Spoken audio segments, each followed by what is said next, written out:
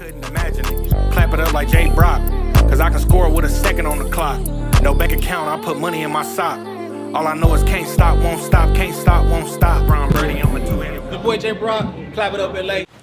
What's good, y'all? It's your boy Jay Brock, is Clap It Up LA. You know what I'm saying? Clap, clap, clap.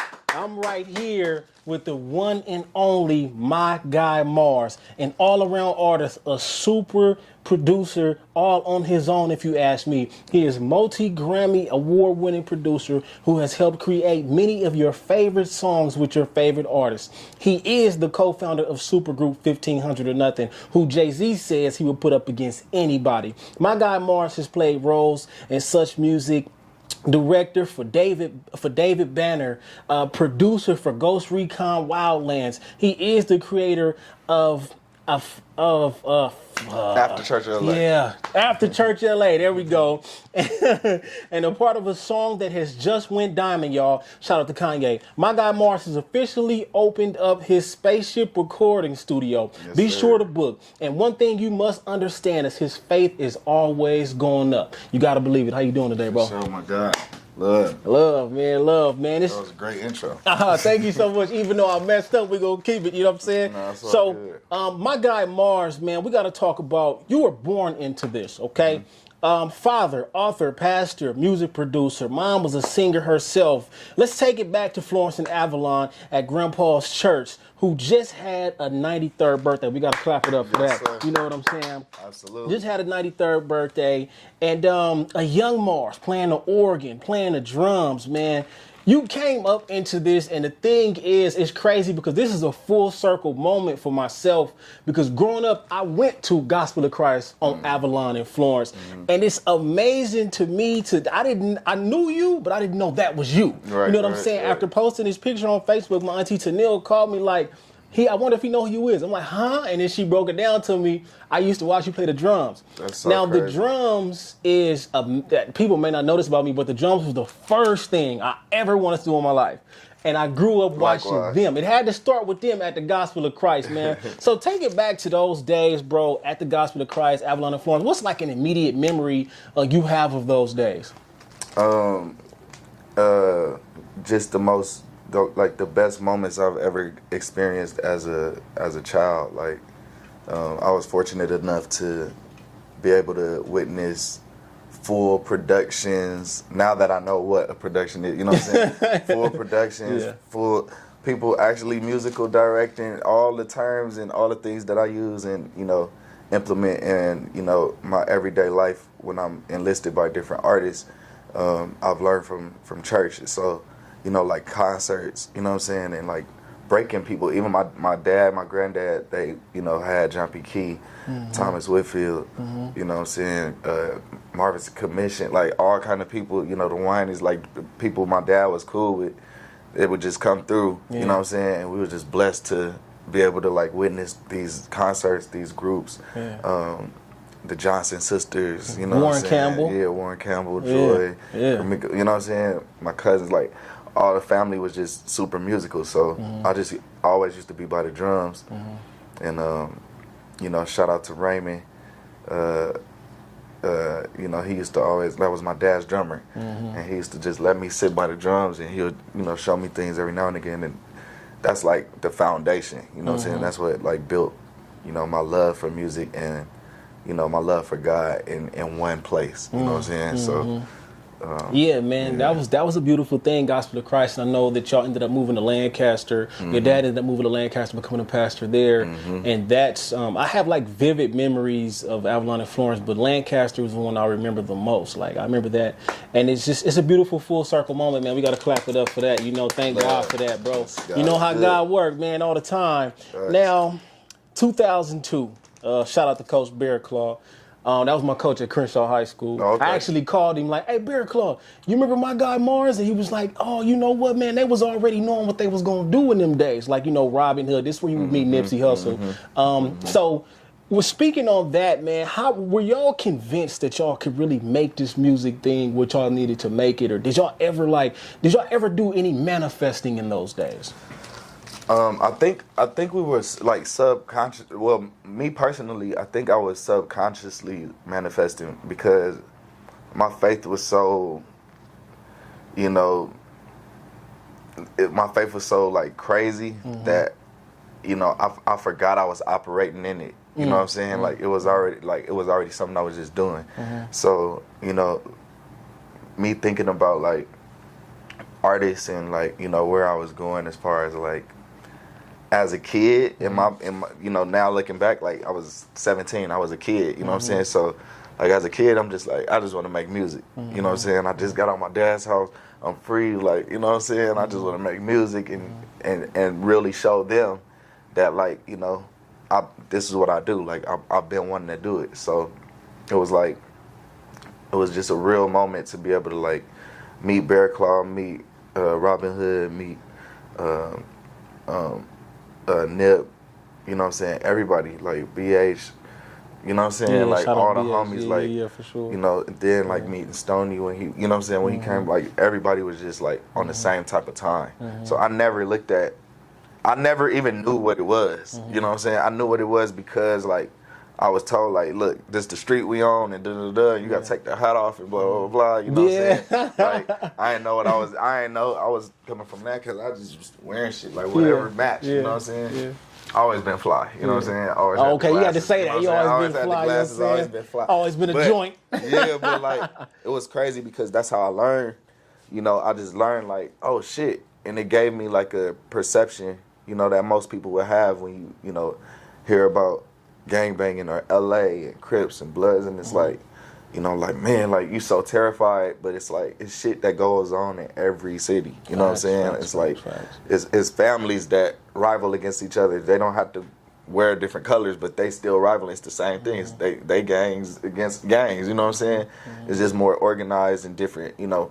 I don't want to go into that, but I would just say that, like, you know, the perception that was told to me, like, all that shit went out the window when I walked in Bear Claw studio. You know what I'm saying? Because I was just like, I didn't know what to expect. Niggas is in there, you know, looking hard the whole, like, you know what I'm saying? Like, look, like, who is you? Like, the whole vibe. I'm looking at all the keyboards and shit. I'm like, oh, you got the Triton. Like, instantly. I'm like, you got the Triton? Like, oh, let's go. Let's work. You know what I'm saying? So, you know, me and Robin Hood got close. You know what I'm saying? Me and Nip got close. Like, we all got close around that time. And that's how we, you know, began being Nip's first band, you know, and just pushing him to, like, you know, have more quality music and, you know what I'm saying, like, you know, get to a point where we could do the things that we accomplish now. But we never really, like, said we're going to make sure Nip get a star. We're going to make sure, you know what I'm saying? Nip never was like, yo, I'm going to get a star. You know, we just made sure that we kept evolving and inspiring the people that was around us, and we knew that would create a movement that would, you know, be bigger than us. You know what I'm saying? When did you realize at that young age that Nipsey was actually, as you know, like a great? When did you realize that? Nip always had that presence. You know what I'm saying? So, like, I always felt like he always been a star. You know what I'm saying? So it was just like, once he started, like, really, like, coming around, you know what I'm saying, coming up to the studio, he'll be pulling up straight off the block, like, nappy hair, braid, Nip, like, you know what I'm saying, straight off the streets, like, what up, like, what we doing, like, you know, I even had, around that time, I had a mixtape that I put out that I was working on a song at the studio, and Nip pulled up, and he was like, yo, what's this? And he like, it was crazy because we had rehearsal for Nip's first show at House of Blues. And that's where I did the beat. I just was excited to be in the rehearsal, you know what I'm saying? But long story short, you know, Nip heard the beat and he heard me singing and shit. He like, yo, what's this, cuz? Like, I'm like, this is something I just did. So he got right in the booth, you know what I'm saying? Got on, and when he did it, I was like, oh yeah, he's serious. Like, he ain't just rapping. It was a song I got. The song is called "I'm About My Grind." It was on a project I put out called Mars Attacks or Life on Mars. It was either one of those two. It was on that Piff. But hidden gem, you know what I'm saying? But it was just like a flip of a Michael Jackson sample. It was just like the beat was super West Coast. Like, it was just crazy. But for him to get on that, it was like, it showed like the evolution of like where he was going. I'm like, oh, you're not just rapping on just West Coast beats now no more. Now you're trying to like challenge yourself, you know what I'm saying? And that's when I knew, like, okay, he's about to evolve, like, you know what I'm saying, as an artist. Like, he's taking this serious. Yeah, the versatility is important because even MyGuyMars has his hands in country music, if y'all didn't know. And man, also, you know what I'm saying, he made a song in 10 minutes that touched 1 million views on YouTube in just 2 months. So, you know, y'all gotta really understand right here, this is legendary. Shout out to Uncle Snoop, the great one and only. Yes, sir. You've told your story on so many platforms, so I just kind of wanted to, you know, kind of stay away from what other people talk about. No, it's all so good. what I'm gonna do is I'm gonna combine a whole bunch of stuff. So shout out to Snoop, shout out to Battle Cat and Terrence Martin, and we already know how that situation worked out. Believing in y'all so much to allow y'all to get the studio in Irvine in '06. This would lead to the song, Which One of You Like Me? You know what I'm saying? My stepdad used to play this song faithfully, bro. I swear to you. And I'm funny. thinking about it like, wow. Like, this is crazy. Like, that's the song that you really worked on. Yeah. So, Snoop giving you advice. What's some advice that Snoop gave you very early on that you know, it just stuck with you until this day? He gave me some advice earlier, and he recently gave me some advice that's been really like it's been resonating a lot with me lately. But initially he was like, you know, because we were in a situation, and he just was like, yo, y'all just gotta keep doing what y'all doing. Like, you know, as cliche as it sounds, and then what I knew what he was saying was like, don't get discouraged with the shit that come with it, because it come with it. You know what I'm saying? Like, it's gonna be people that's trying to hate. It's gonna be people trying to sign you, manipulate you, do all of that. Like, are you either gonna fold or you gonna break through? Like, you're gonna either, you know, pass the test to have a testimony, or you're gonna fail the test and not have a testimony. You know what I'm saying? So, like, either way, you're gonna be tested. So, you know, that was like the main, that was like the first thing that he told us, you know, that resonated with me, and I was like, dang, this is crazy. And outside of that, he recently told me, like, he had called me, he was working and stuff, he was FaceTiming me, and he was talking about some song, and he was like, cuz, you know I could call Timbaland, Dr. Dre, for real, nigga, I could call, nigga, any of the producers, nigga, any of the niggas that's been doing it before you, after you, nigga, I could call anybody. He was like, I call you for a reason. He like, nigga, you gotta recognize what's going on. Like, live in the moment. Like, you know what I'm saying? Like, we get so caught up in just working. Like, nigga, enjoy yourself sometime. Nigga, live off of these moments. Like, you know what I'm saying? And I'm like, damn, like, and for him to tell me that was just like, you know, that, so that's something that's been like resonating, and that's when I started being like, you know what, you're right. Like, let me start doing my shit. Let me start doing my own music. Let me start doing my songs. You know what I'm saying? Yeah. And yeah, shout out to Uncle Snoop, man. Yeah, Love. That's big. That's big time, man. One thing I picked up from that is real game lasts forever. You Facts. know, I mean, they could he, like you said, this game that he gave you that still resonates to you today, because real game lasts forever. Y'all got to understand that. Facts.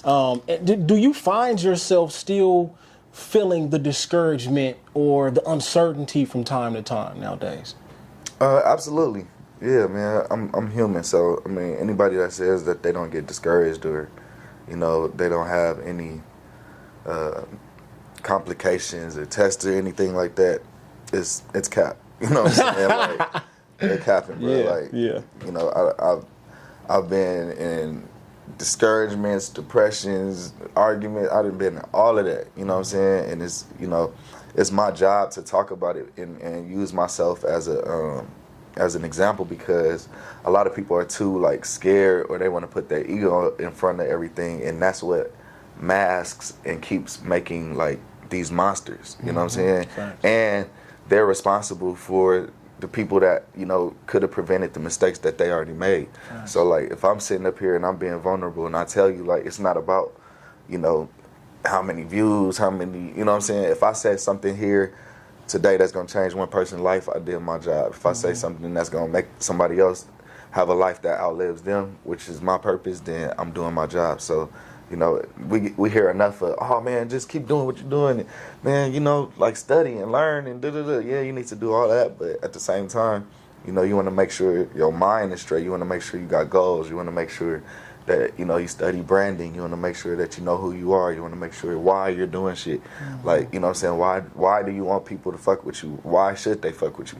You know what I'm saying? Like, all of those are things that, you know, will help you focus and, you know, like, yeah, just focus on like what you need to do, like your purpose or like what to execute. You know what I'm saying? Man, that's a big fact, man. Vulnerability is underrated. You know, like people, like you said, people just want to be, I'm perfect. I ain't no nothing bother me. I don't never get in my feelings. I'm gonna tell you firsthand, I'll be getting in my feelings about stuff. But you know what I'm saying? It's human. You know, we are human. It's life. God didn't make us perfect. You know what I'm saying? So you got to understand that you have the right to be a human. Don't let people take your rights away from being a human. Now we got to talk about 2007, Kanye West graduation, the song Stronger, which went diamond. Yes, sir. Come on, diamond. Out of all the songs, my guy, oh, you see the plaques. That one right there. Yeah, you see the plaques. I'm trying to get the diamond one, man.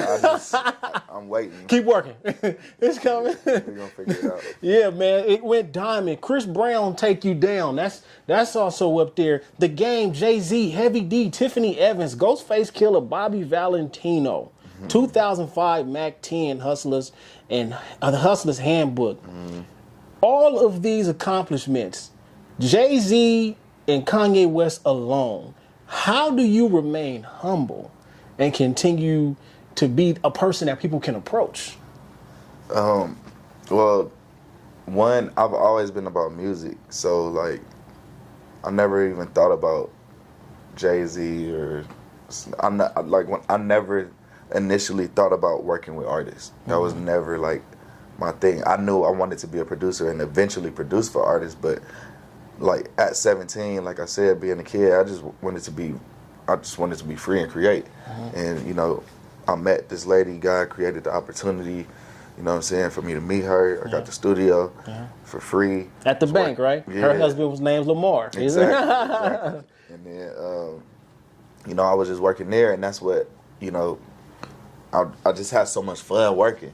The homies used to come through like, yo, man, you need to play this for this person. You need to play this for this person. And it's just like, all right. Like, I never had artists in mind. Like, I just love creating. So saying that to say, like, I've always been about the music. So it's, you know, that's the biggest ego. That's the most important thing is the song. The song is going to live forever. You know, I'm not. So I ain't got to walk around like, yeah, I did, you know, whatever. Because it's like, okay, and then somebody gonna do something tomorrow that's gonna top that, and now you look crazy. Yeah. You're gonna be the guy on the internet like, yo, I did this, and nobody cares no more. Like, I'm cool, man. I'd rather, you know, change lives through my music, tell people about God, you know what I'm saying, and allow people to, you know, see a living witness and a living testimony of, you know, faith, because, you know, this is all I've ever done, and this is all I, you know, knew that I would be doing. You know what I'm saying? Now, speaking of God, we're going to jump more into God.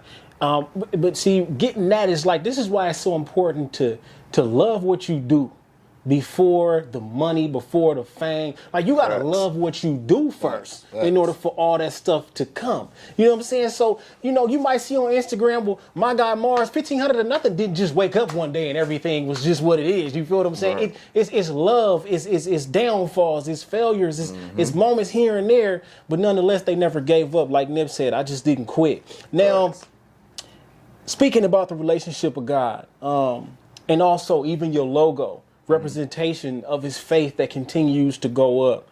How do you continue to implement God in everything that you do? And how thankful are you for the relationship that you were born with God? Man, God is everything. You know, God is love, literally. So, you know, it's like if you are trying to accomplish anything in the world, if you don't have God, if you don't have love, it's only gonna go so far. You know what I'm saying?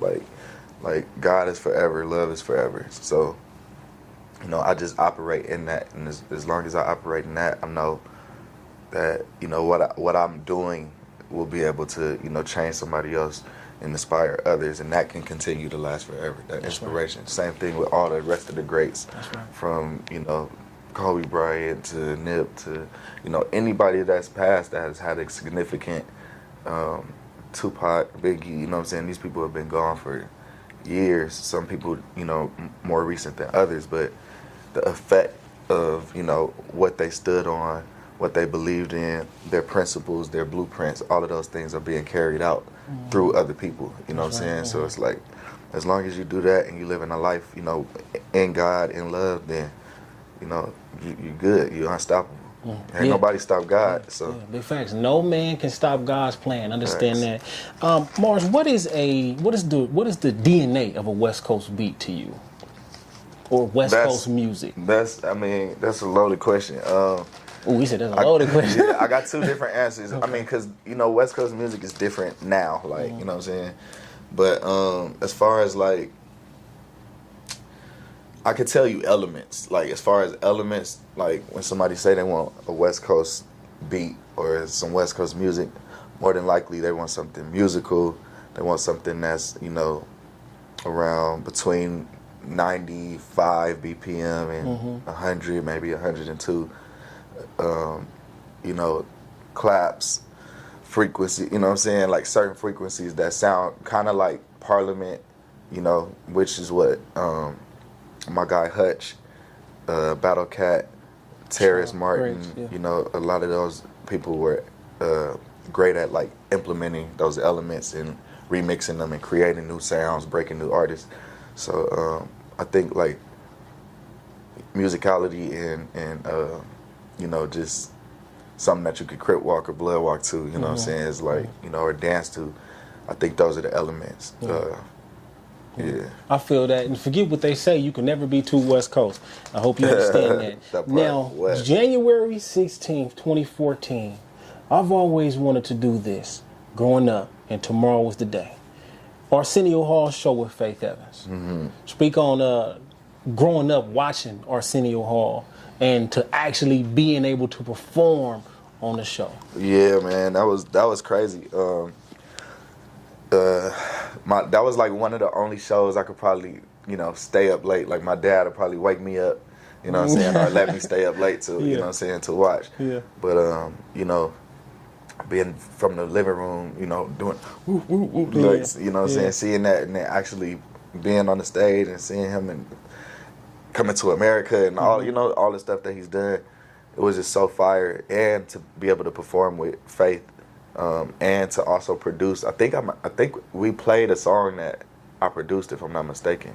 So like to be able to play something that, you know, I produced, that was a part of the album, then we performed it on Arsenio Hall. It was just crazy, you know what I'm saying? Yeah, I could imagine. That energy was fire. My brother Los, rest in peace, was there. It was a vibe. Man, I could imagine, you know, so many things, so many people, like, even now since I got started, it's like I'm around people I used to just only listen to the radio on or, you know, watch on YouTube. It's so crazy how life works.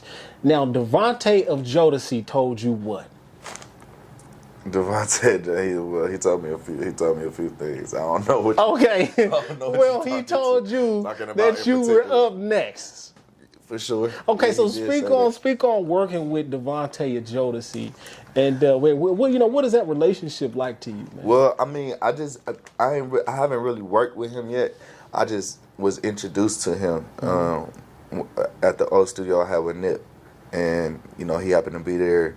We met, somebody introduced us, and I think I had my Hussle gang chain on in my Nip piece, so he was just like, yo man, da-da-da-da, blah, blah, blah. You know, just chopping it up. Just chopping game, and yeah, then, just talking you know, to you. He's like, oh, you the dude that? Yeah. Oh, you did, da-da-da. Yeah. Like, you know, because, you know, people gonna hype, they like, oh, this is this the guy that did, you know, he did Strong, he did Take You Down, he did. Yeah.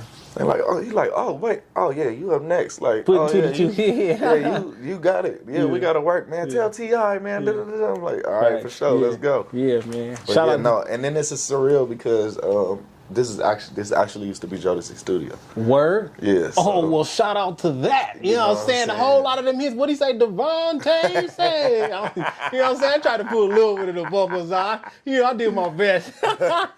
Hey, man, well, shout out to that. That's a beautiful thing, man. Legendary. T.I., Timberland, Pharrell, all in the studio at once. What was the energy like? What was that conversation like? Oh, man, that was amazing.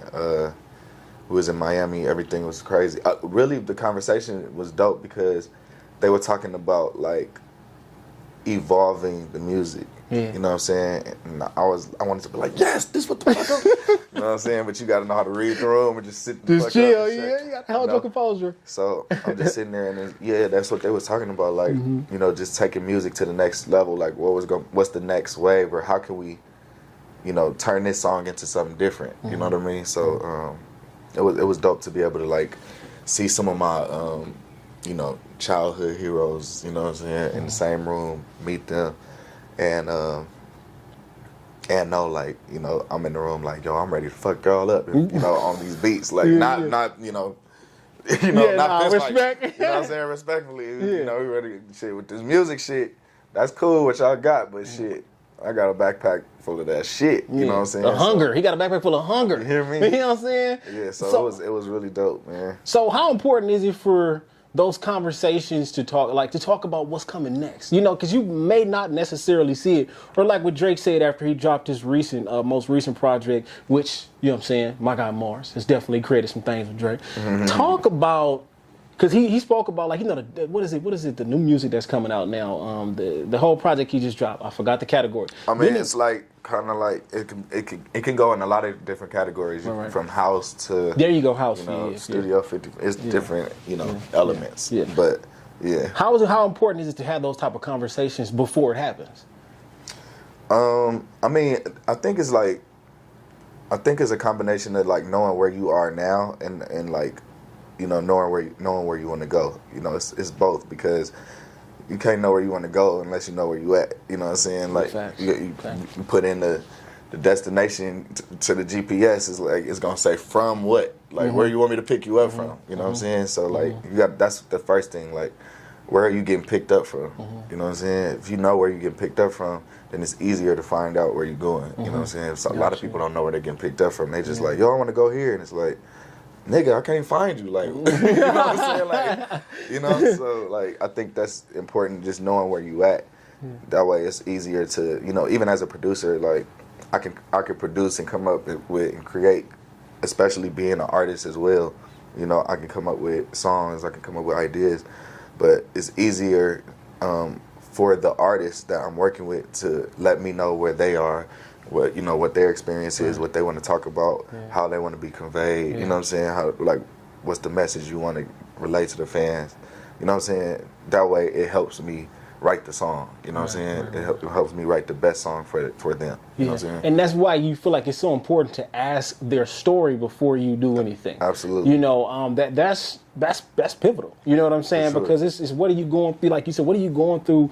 Because we got to make sure the 2 and 2 match. You know, I don't want you to just be an R&B singer, and I'm talking about popping the op right now. You know what I'm saying? We got to make sure we hit on the same point. First theme song, T.I.'s Family Hussle. You also appeared on T.I.'s Family Hussle, who was often considered your twin. Yeah, I mean, that's funny because I look, you know, I don't know, man. You look more like RJ to me. I look more like a very successful, you know, beautiful black man, I've been told. You know what I'm saying? I don't know how many times he's been told that. I ain't really heard it in the rooms when I've been in the rooms, you know what I'm saying? But, you know. Yeah, that's dope. Shout out to Tip. Yeah, that's dope though. Getting the first theme song. Heck, I watched that show so many times and didn't even know that. So you know, it's a beautiful thing to be sitting right next to you with that. Now, August 8th, 2014, you would get this follow back from Jennifer Lopez, which you had to show off. And I ain't gonna lie, when Mars followed me, I felt like doing the same thing. You know what I'm saying? But speak on do you work with Jennifer Lopez, right? Yeah. Okay, and speak on the relationship with her. Yeah, J-Lo is cool, man. She's super cool. I got called to like play piano in a video that she did, and you know, she was super nice, real cool, down to earth. And after that, she was looking to work with Tip. And shout out to my homegirl Jilly. She had plugged us and was like, "Yo." She was like, "Yo, the dude that did the video, he's like actually a producer. Like, he actually plays. Like, that's T.I.'s musical director." And she was like, "What the fuck?" So, you know, we went to the studio, and you know, she played music, we played music. You know, it was in there dancing, kicking it. You know what I'm saying? And it was fire. And Then after that, the next year she did a residency in Vegas, and she asked me to like help with that as well. So, you know, I help with programming and, you know what I'm saying, some of the music on her show too. Yeah, straight like that. Yeah, Well, shout out J-Lo, J-Lo for my real, big gal. legendary.